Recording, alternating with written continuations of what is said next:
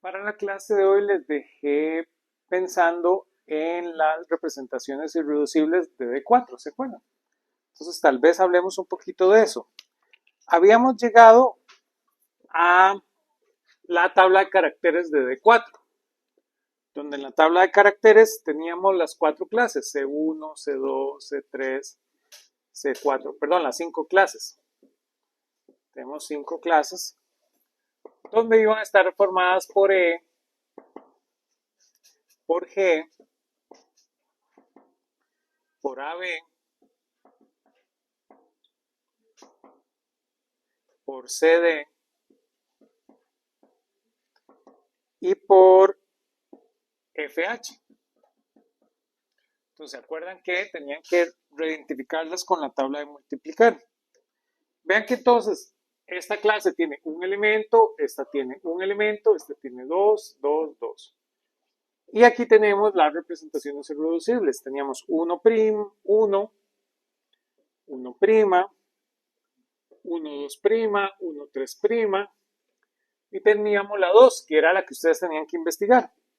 Las trazas nos daban 1, 1, 1, 1, 1, 1, menos 1, menos 1, 1, 1, 1, 1, menos 1, menos 1.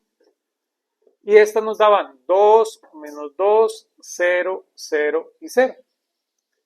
Y esta iban a ser, esta les solemos llamar elementos. Esa iba a ser nuestra tabla de caracteres. Entonces, no era nada muy extraño. Vean que entonces la E nos da la identidad. Eso ya lo habíamos conversado. F, vean que F tiene que tener traza 0. Entonces, claro, no hay nada extraño aquí. Agarre 0, menos 1, 1, 0. Y G, ¿verdad? Vean que G tiene traza menos 2. Entonces G iba a ser esa. H vuelve a tener traza 0. Vean que H, si la calculaba, les daba esto.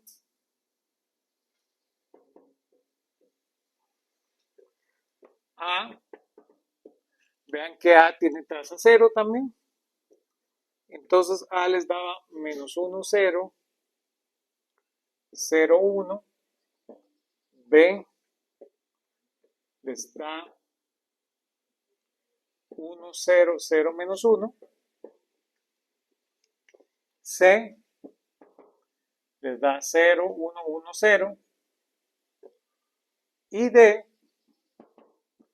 les daba 0, menos 1, menos 1, 0.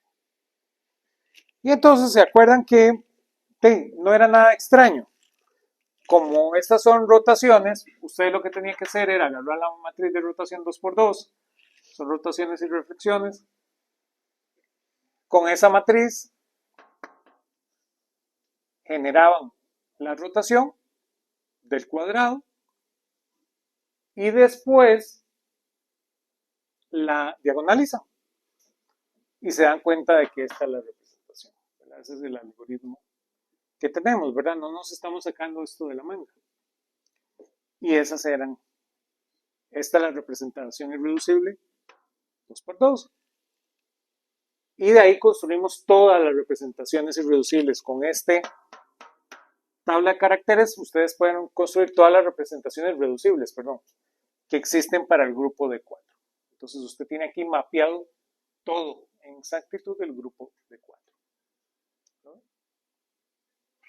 Y ese es un poquito de ese trabajo que les dejé pensando.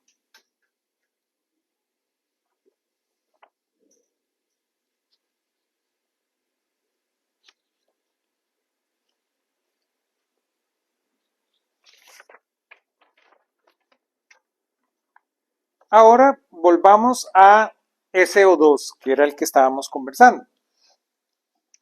Entonces, ya vimos cómo generamos las representaciones irreducibles de SO2. Ahora vamos a ver algo más extraño.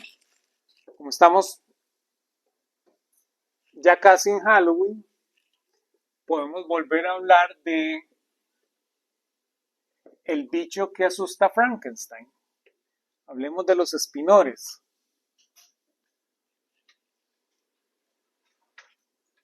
Entonces,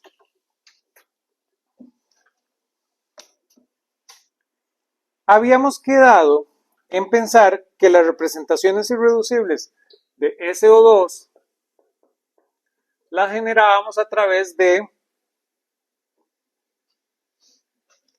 este objeto, EIM por el ángulo. Pero entonces dijimos algo interesante, que las únicas representaciones fieles, SIM, es igual a más menos 1. Y cualquier otra genera infieles. Entonces,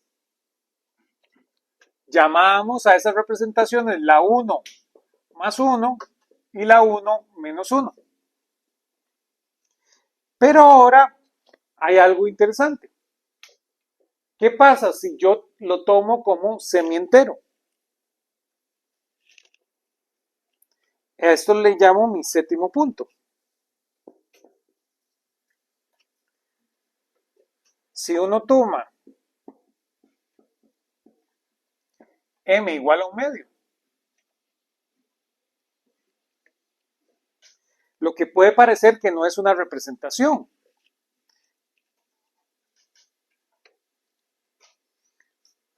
Porque queda un objeto que no es univaluado. Sería este objeto, E a la I barfi medios.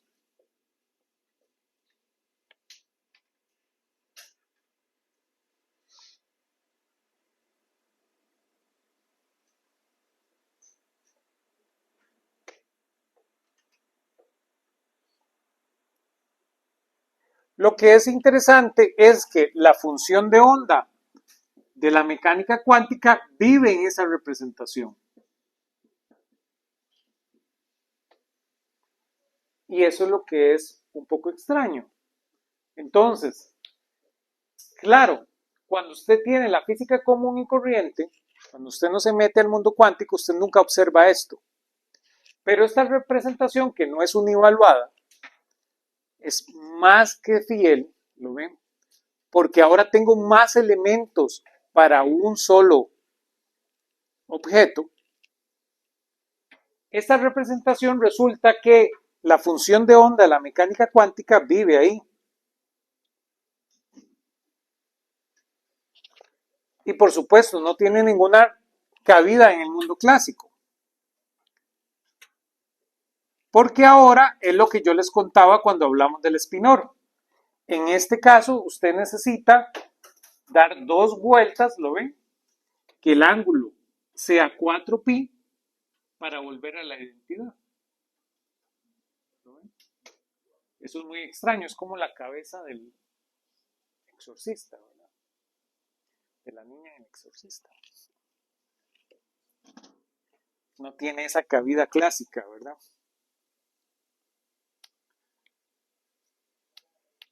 Hablemos entonces ahora del octavo punto, que son los caracteres.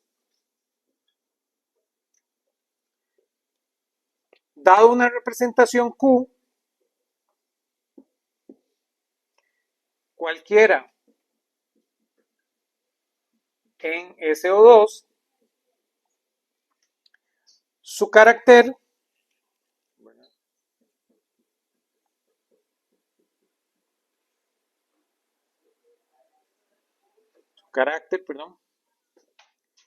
es decir, la traza de la representación, chi de Barfi, permite hacer la descomposición en reps.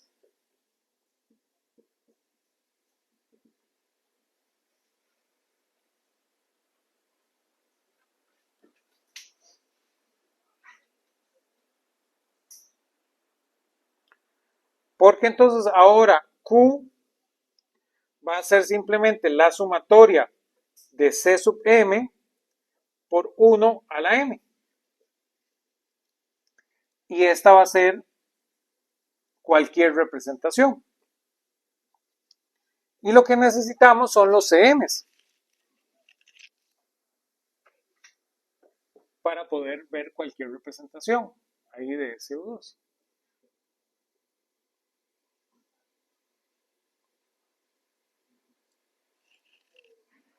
Entonces,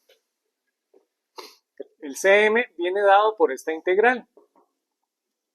Va a ser la integral de 0 hasta 2pi del diferencial de Barfi entre 2pi por el carácter m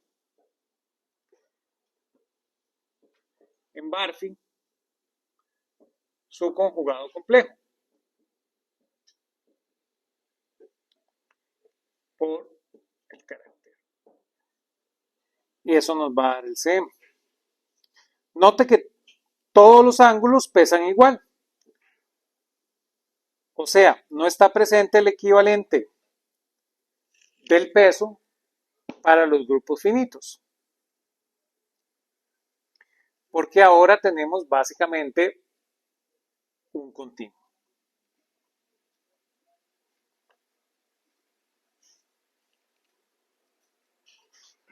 Usando esta fórmula, y ese es un excelente ejercicio para la tarea, ustedes pueden probar, por ejemplo, que R de Barfi, que es esta representación 2 por 2 que utilizamos, no es más que la suma de la representación 1 menos 1 más la representación 1 más 1. Entonces, esto es un bonito ejercicio para que se prueben de por qué esta representación es más compacta.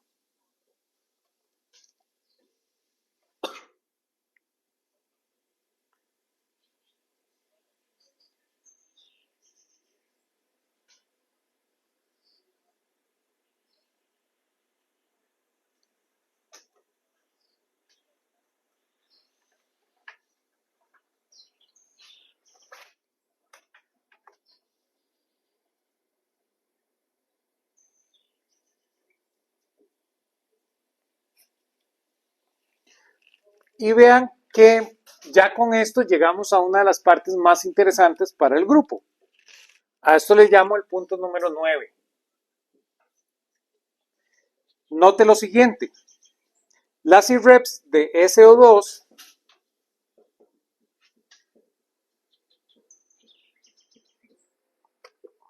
forman una base.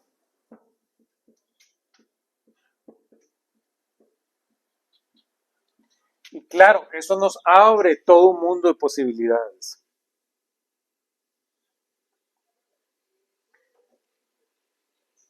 Eso permite expresar, por ejemplo,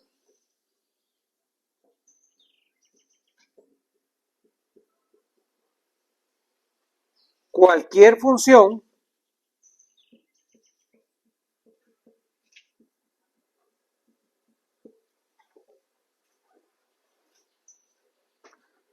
de Barfi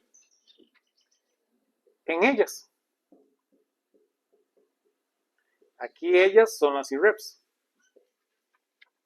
Entonces, básicamente, f de Barfi va a ser igual a la sumatoria en m de 1 a m de e a la i m Barfi. Pero esto es muy interesante porque eso no es más ni menos que nuestra amiga la serie de Fourier.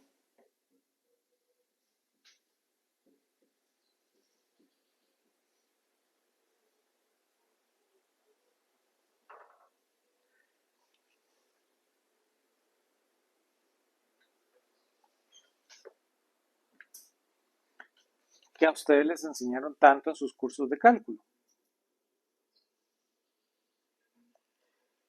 Y claro, como nos encanta, podemos darle vuelta al argumento. Y esto es aquí clave. Dicho a la inversa, las funciones que se usan en nuestra vieja amiga, la expansión de Fourier, no son más que las representaciones de SO2.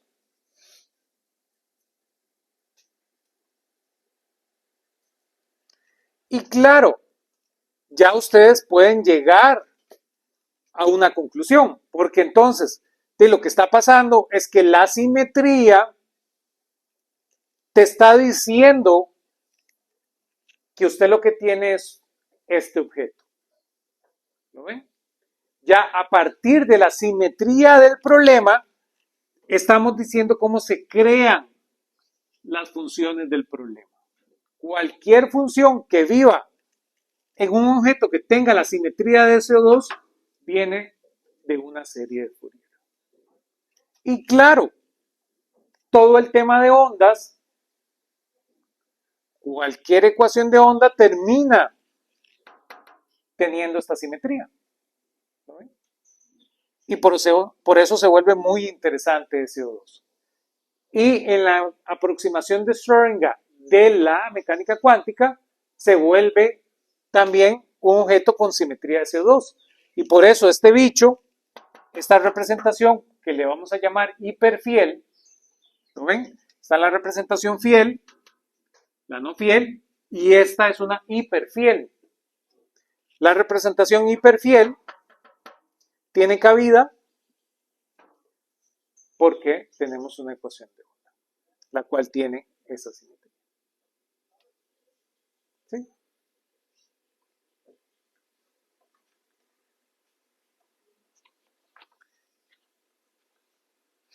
Todo aquel objeto que se mueva en un círculo tiene esa simetría.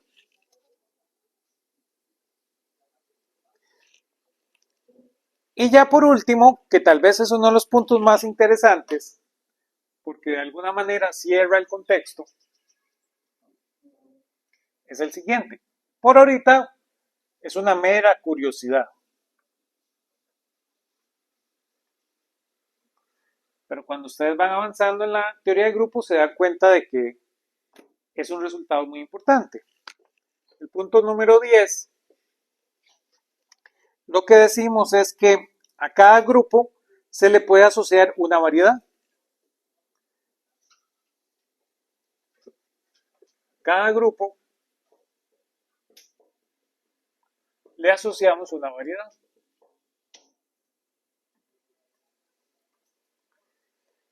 Tal que hay una correspondencia 1 a 1 entre los elementos del grupo y los puntos de la variedad. Una variedad, ¿verdad? Ya definimos qué era. Por ejemplo, en el caso de SO2, ¿cuál sería la variedad? Bueno, S1. No hay ninguna ciencia, lo acabamos de decir acá. Es decir, un círculo sin el interior. ¿Verdad? Un círculo, solo el perímetro. Vean que S1 localmente se ve como R1. ¿Sí?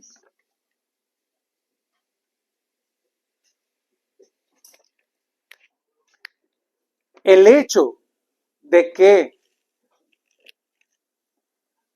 el grupo sea continuo se ve en que la variedad es continua. ¿No? O dicho al revés, el hecho de que el grupo, de que la variedad sea continua, es un reflejo de que el grupo es continuo. Y que el grupo sea continuo es un reflejo de que la variedad es continua. Entonces son dos formas de recuperar continuidad. ¿Sí?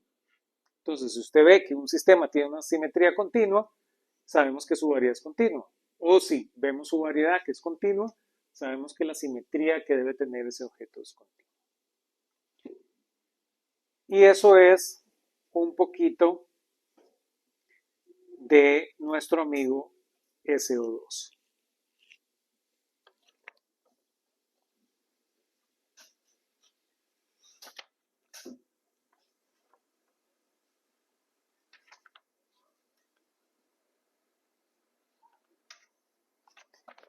Pensemos, les voy a dejar este ejercicio para que piensen para la próxima clase.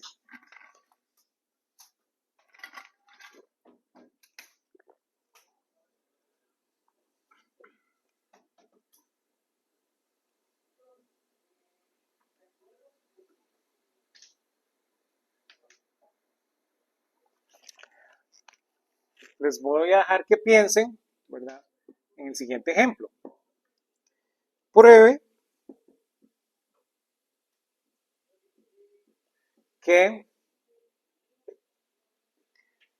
epsilon ij de I a j es un escalar.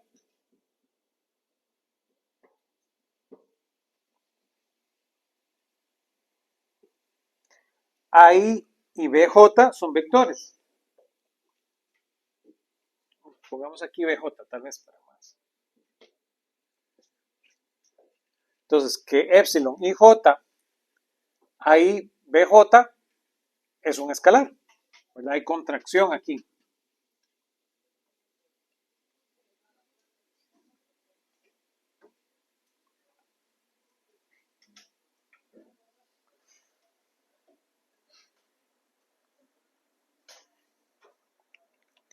¿Cómo prueban eso? Y eso lo podemos usar para empezar la próxima clase. Que vean, pruebe que epsilon ij, AIJ, BJ es un escalar. Hay muchas formas de probar esto. Pero la prueba que quiero que usen es que no usen ni senos ni cosenos. ¿Sí? Entonces les doy esa perspectiva. ¿Cómo prueban que ese objeto es un escalar? Para volver ahí a nuestro amigo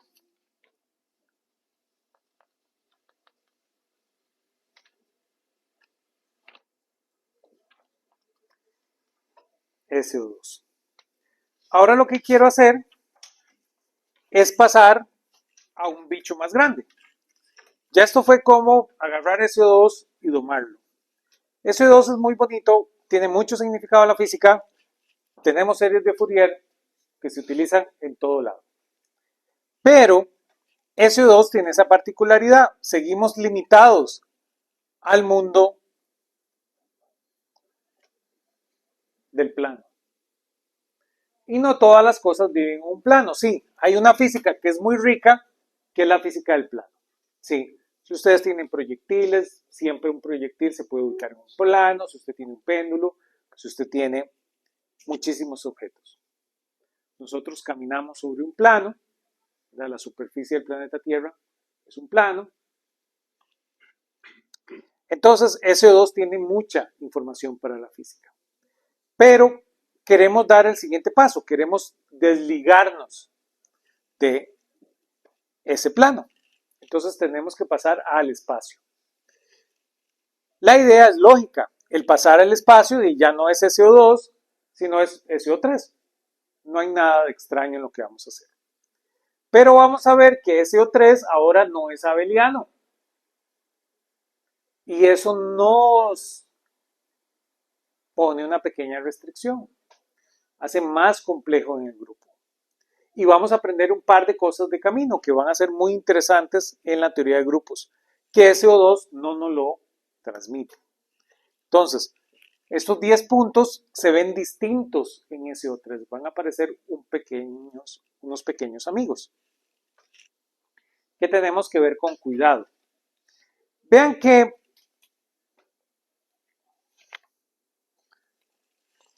voy a borrar por allá y empezamos en blanco. Hablar de SO3.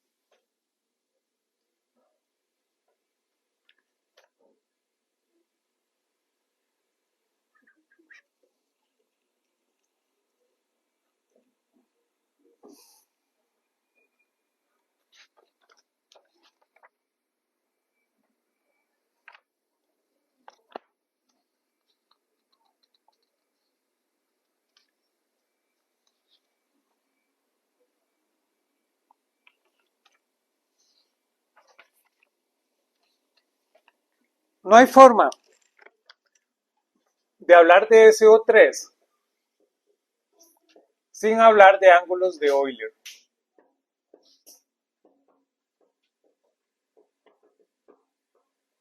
Porque claro, SO3 ustedes ya saben qué es.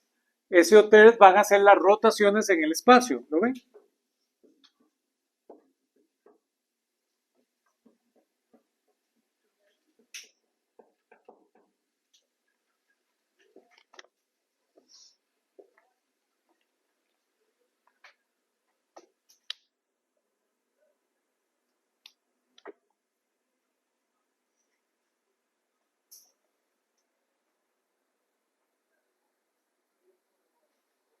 Si lo vemos con cuidado, este fue un problema muy difícil de resolver.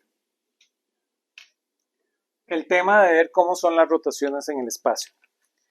Algo que a veces no queda como claro es que las rotaciones en el espacio no se pueden ver en coordenadas esféricas como tal. Entonces muchas veces usted dice, sí, rotaciones en el espacio, coordenadas esféricas. Las coordenadas esféricas tienen ciertos problemas que ya hemos mencionado. Entonces, usted necesita otro tipo de perspectiva para poder ver las rotaciones en el espacio. Ese fue el problema que resolvió Euler. Euler lo resuelve en 1776. Entonces vean que a la humanidad le tomó su rato resolver este problema.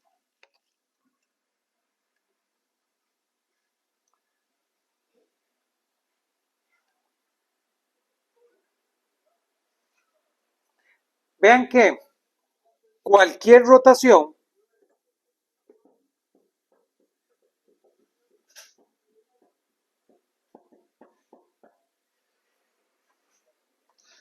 o posición, por decirlo de una manera, necesita tres números.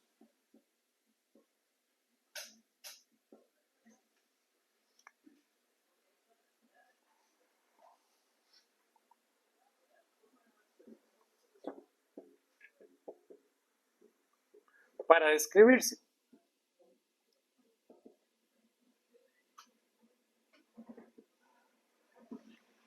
Esos tres números son dos para especificar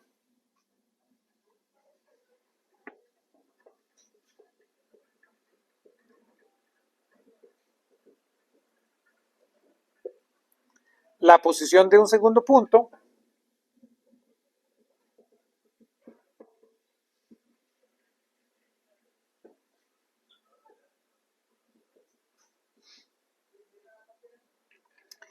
y otro para un tercer punto no colineal en los primeros.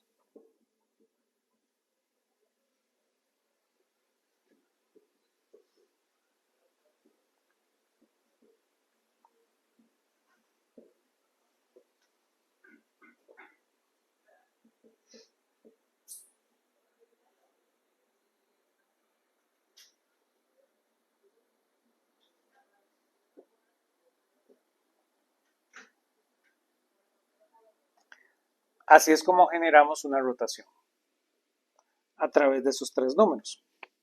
Claro, nosotros tenemos una tecnología un poquito más grande, que es la matriz de rotación. Y vamos a intentar construir a partir de esa óptica esa matriz de rotación, que es lo que llamamos los ángulos de Euler.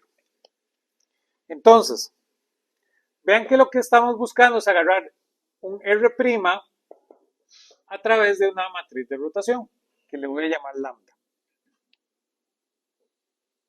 Esta rotación se puede ver de forma activa o se puede ver de forma pasiva. Es decir, que lambda toma R y lo lleva a R', o que el vector no cambia y lo que cambia son las coordenadas. Si lo que cambian son las coordenadas, le llamamos pasivo, y si lo que cambia es el vector, le llamamos activo. Son el mismo escenario. No hay nada extraño. Aquí quedémonos con la parte activa. Digamos que transformamos el vector. Vamos a expresar las componentes de lambda explícitamente en función de los 3 grados de libertad, a través de estos tres números. Esos tres números son los famosos ángulos de Euler. Entonces vamos a intentar expresar lambda en los ángulos de Euler.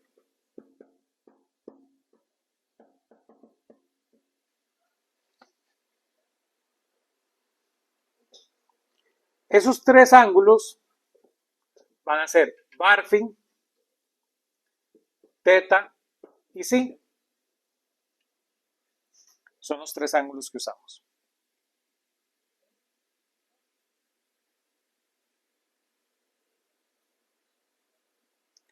Vamos a escoger un sistema de coordenadas que está empotrado en el cuerpo. Entonces tenemos el cuerpo que sea que vayamos a rotar y tenemos el sistema de coordenadas empotrado, tal que el eje Z atraviesa al segundo punto mencionado.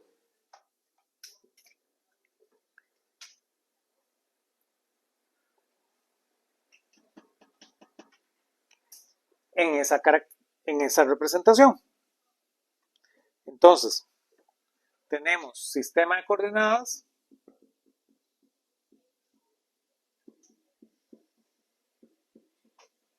empotrado, tal que el eje Z atraviesa al segundo punto.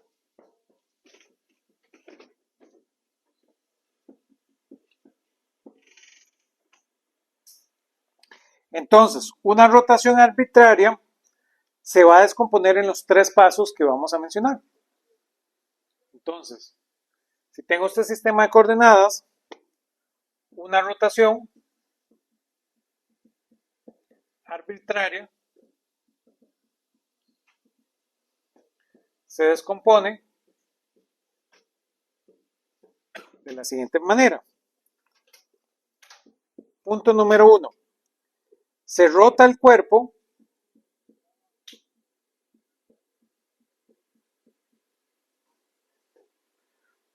alrededor del eje Z. Un ángulo Barfi.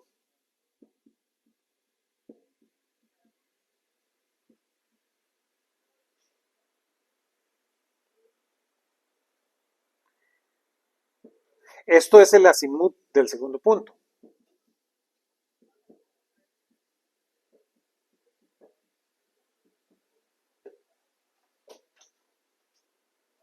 Azimut del segundo punto.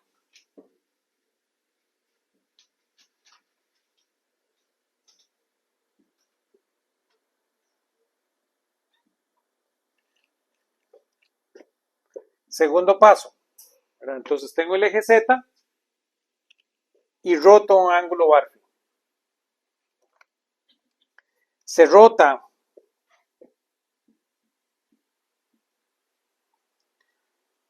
el cuerpo alrededor del eje X ahora. Un ángulo teta.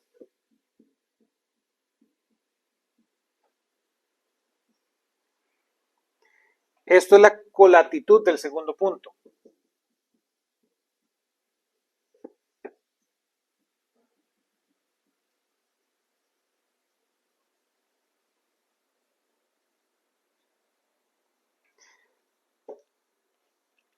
Y aquí viene el tercer paso.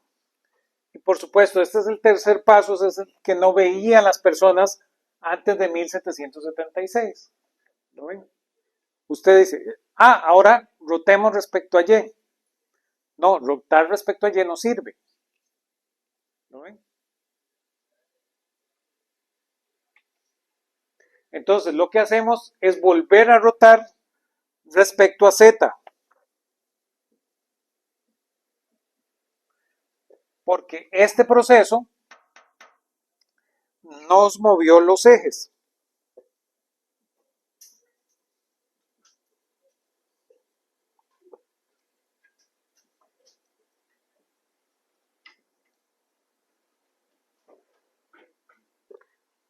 Un ángulo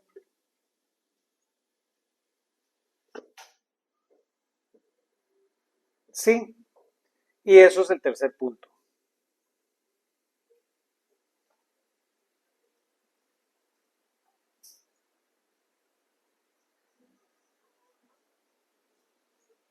¿Lo ven? Entonces, para el segundo punto ocupo su azimut y su colatitud y con esto genero el tercer punto.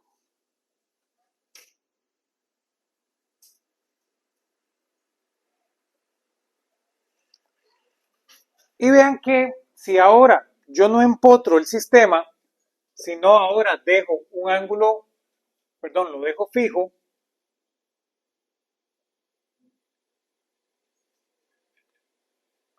si yo ahora no lo muevo, puedo reconstruir.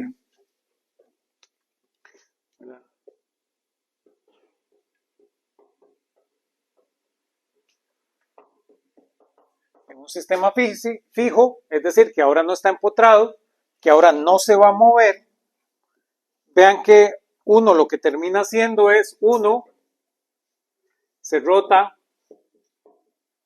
el cuerpo alrededor del eje Z,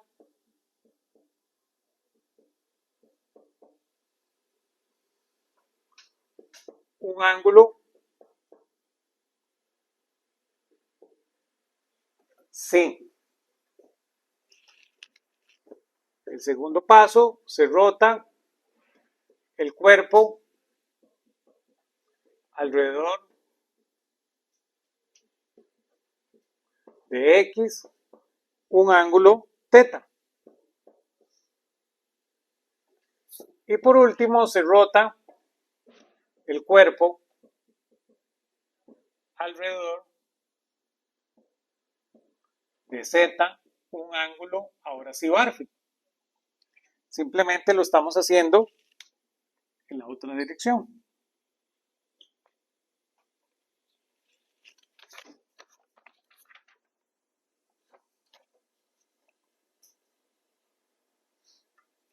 Y claro, ya con esto puedo construir la matriz que andamos buscando. ¿Lo ven? Esta matriz ya la puedo ver a partir de esto, porque yo construir la matriz de rotación para un solo ángulo es muy sencillo respecto a un eje. Pero entonces vean que cualquier rotación, lambda, yo la puedo ver entonces como un lambda de Barfi, con un lambda de θ, con un lambda de psi. ¿Lo ven? Porque siempre el número 1 es el que está más cercano al vector. Entonces, esta que está aquí es lambda psi, esta que está aquí es lambda θ, y esta que está aquí es lambda Barfi. Y la matriz de rotación entonces que ando buscando simplemente es esta que está aquí. Y eso me genera cualquier rotación. Pero vean lambda psi, por ejemplo.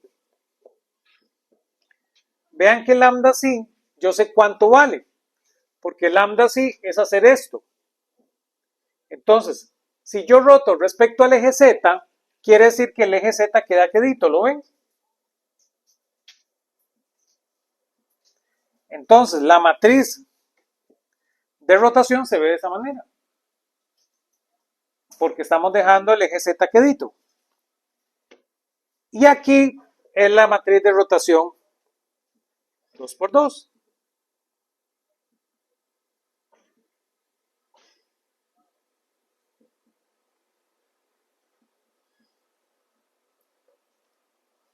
Y eso nos rota respecto al eje Z.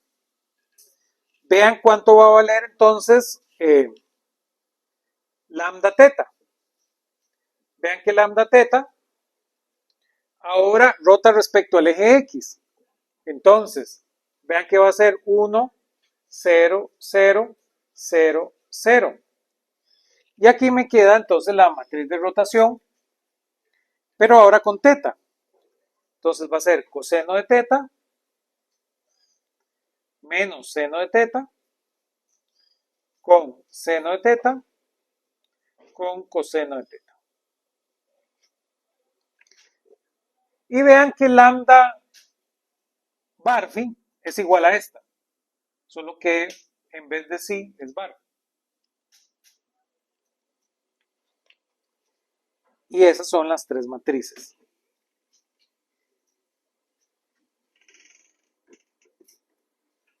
Vean que la matriz más general la podemos construir, porque ahora simplemente multiplique estas tres matrices. Si hacemos eso, vean que entonces la matriz de rotación, que es la que me va a ayudar a construir SO3,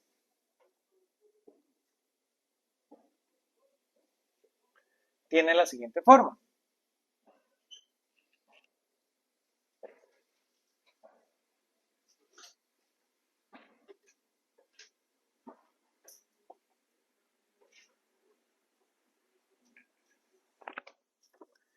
Vean que entonces lambda es bastante grande, pero es este objeto. Vamos a abrir paréntesis acá. Va a ser entonces coseno de Barphi,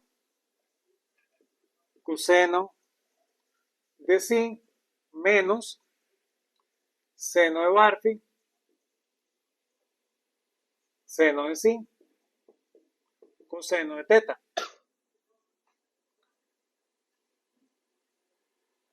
El que le sigue aquí va a ser seno de Barphi, coseno de psi, más coseno de Barphi, seno de psi,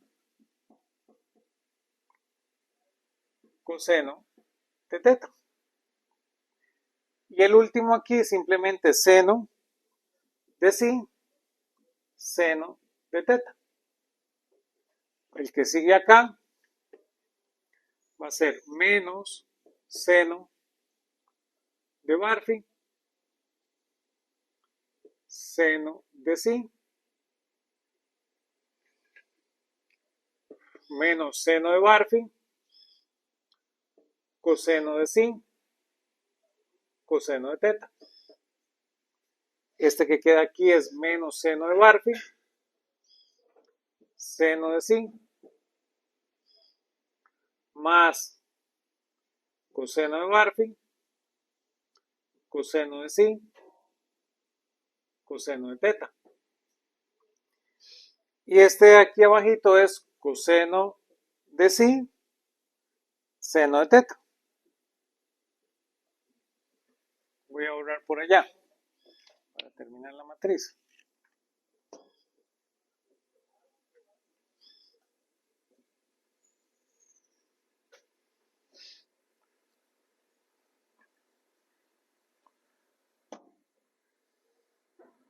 Y entonces vean que la última columna va a ser seno de Barphi, seno de teta,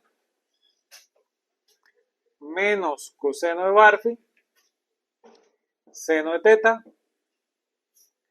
coseno de teta. Y esa es nuestra matriz de rotación. Pero vean algo muy interesante. Esta no es cualquier matriz 3×3. Esta es una matriz 3×3, 9 entradas, pero realmente solo tiene 3 libres, porque lambda es función de Barphi, teta y psi. Es decir, está parametrizada solo por 3 números.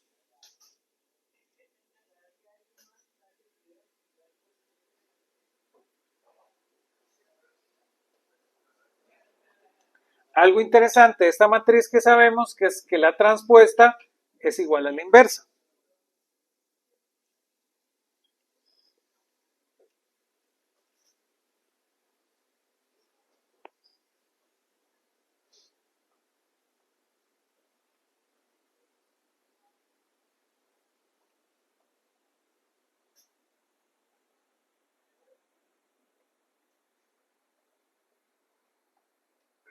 Ahora, el conjunto de matrices lambda que cumplen esto generan un grupo, en el sentido estricto de la palabra grupo.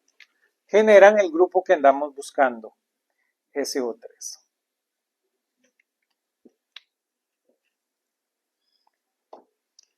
Y entonces esto es interesantísimo, porque entonces toda rotación se puede expresar como solo una de estas matrices.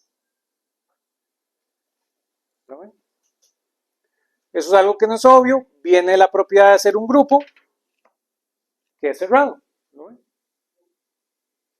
Entonces, varias de estas siempre terminan siendo un elemento del grupo. Entonces, ese elemento del grupo siempre se representa por una de estas matrices. Entonces, por más de estas matrices que apliquemos, siempre se puede reducir a una sola, gracias a que eso es un grupo. Y eso es algo poderosísimo en la física. Eso es algo que los físicos minamos para entender los problemas de la física.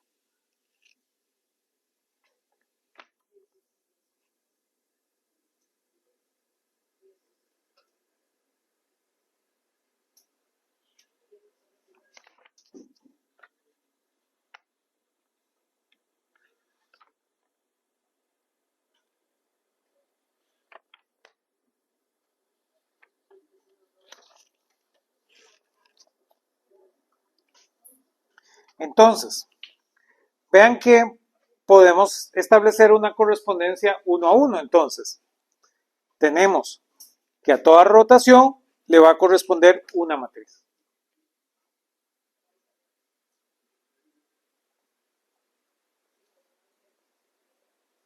Pero vean que como es el producto de matrices, ya de una vez sabemos que SO3 es no abeliano. ¿Le suena?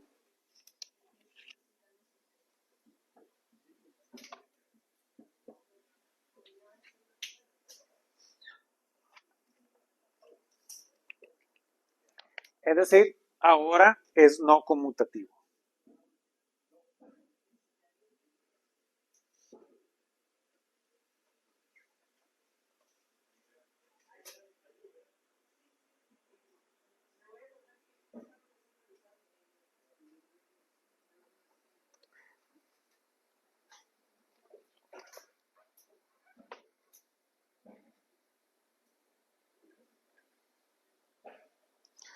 Vean que las traslaciones en el plano son otro grupo. Estas son las rotaciones en el espacio. Las traslaciones son un grupo. Realmente son un grupo en n dimensiones. Pero esa es abeliana. Las traslaciones es un grupo abeliano. Ya eso lo sabemos. Trasladar para adelante es lo mismo que trasladar para atrás. Entonces, ese termina siendo abeliano. Y entonces, para la próxima clase, tienen aquella tarea y tienen en pensar, entonces, cuál va a ser la variedad asociada a SO3. ¿Qué variedad le va a corresponder a nuestro amigo SO3? Ya vimos que a SO2 le corresponde el círculo. ¿Qué le corresponde a SO3? Con lo que sabemos, esto genera todos los elementos de SO3. ¿Cómo se ve entonces nuestro amigo SO3? ¿Cuál es su variedad? Y con eso vamos a desentrañar lo que sigue de SO3. Y ahí empezamos la próxima clase.